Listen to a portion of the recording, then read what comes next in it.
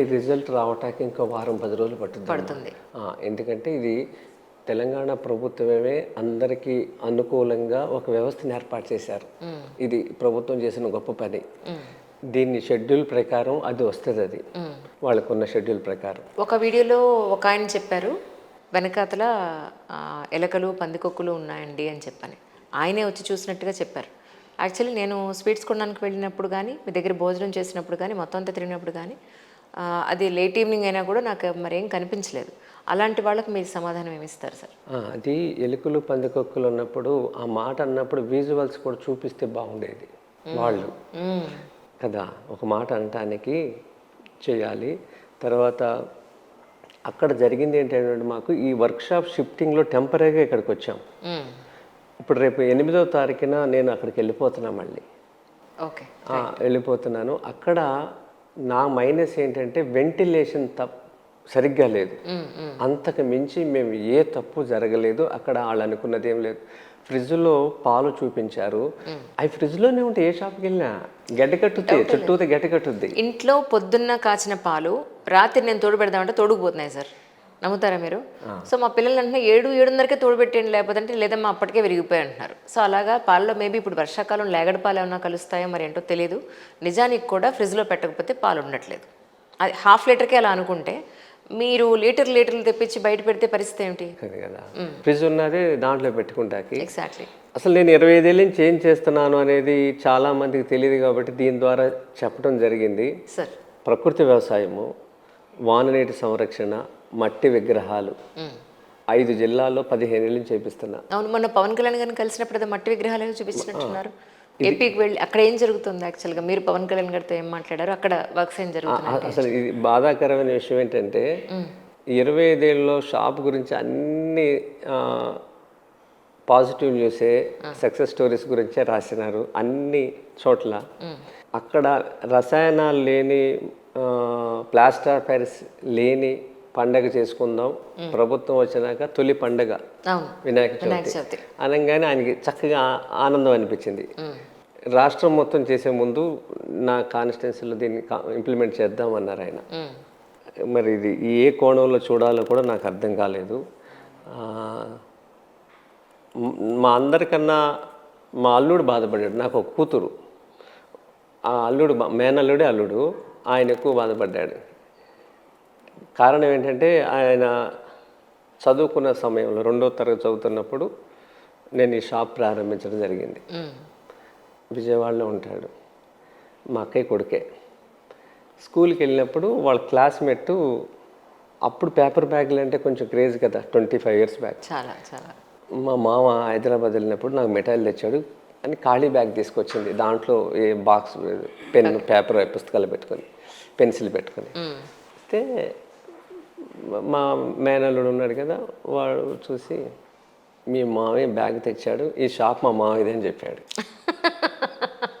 వాళ్ళకి అలా అనిపిస్తుంది కదా. అలా పెరిగిన వాళ్ళు ఈ షాప్కి పరిస్థితి ఎప్పుడు చూడలేదు కదా. దానివల్ల ఒక 2 రోజులు భోజనం చేయాల, నిద్రపోవాల. నాకైతే ఏమీ లేదు, నేను చక్కగా తిన్నాను, పడుకున్నాను, తిరిగాను. కానీ ఎందుకంటే నేనేం చేస్తున్నా నాకు తెలుసు కదా.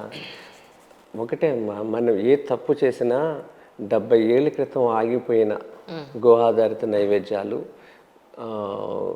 తిరుమలలో గ్రీన్ రెవల్యూషన్ వచ్చినాక సమాజం మొత్తం హైబ్రిడే తింటుంది, కెమికల్స్. అదే స్వామికి పెట్టారు.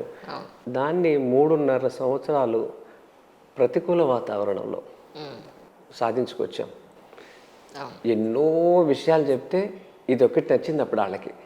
ఎందుకంటే అన్నీ మనం పండిస్తున్నాం, దాత ఉన్నాడు, ఒక మాట అంటే ఎంత మైలేజ్ వచ్చింది వాళ్ళకి. అదొక్కటి చేశారు, తతిమ ఏది చేయలేదు. ఆ దాత సత్యనారాయణ గారు, ఈస్ట్ గోదావరి, మీ జిల్లానే. ప్రతిరోజు ఆయన ఇస్తాడు 1,10,000 మాట్లాడండి.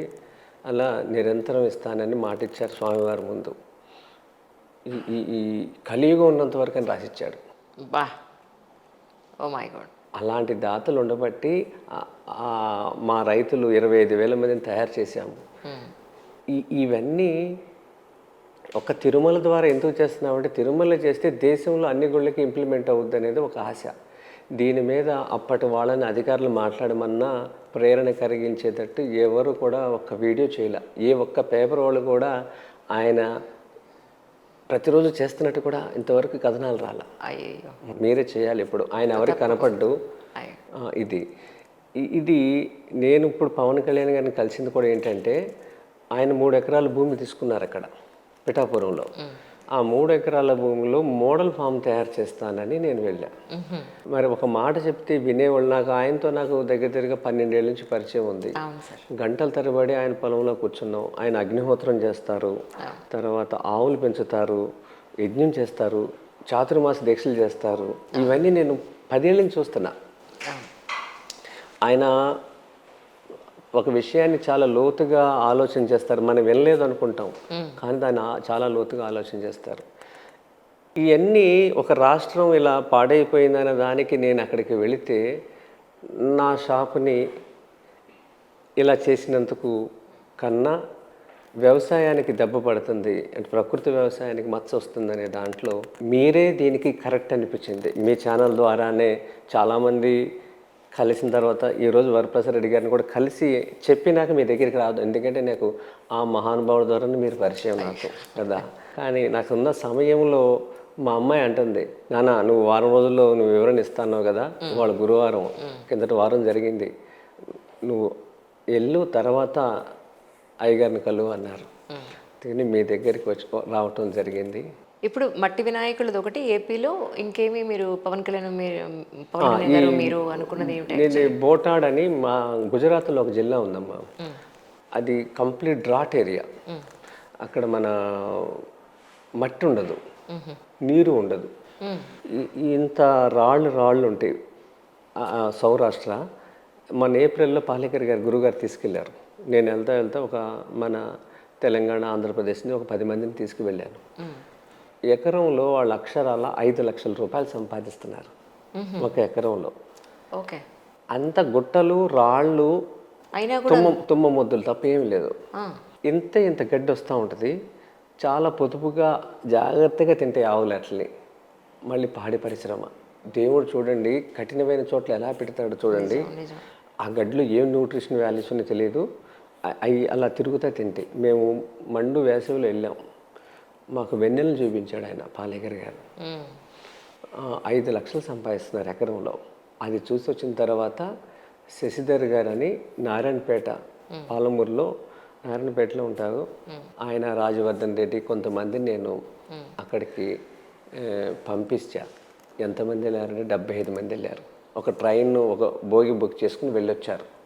వాళ్ళందరూ చూసి వచ్చిన తర్వాత ఇప్పుడు 13 మంది ఈ 5 లేయర్ మోడలు పాలమూరులో స్టార్ట్ చేస్తున్నారు.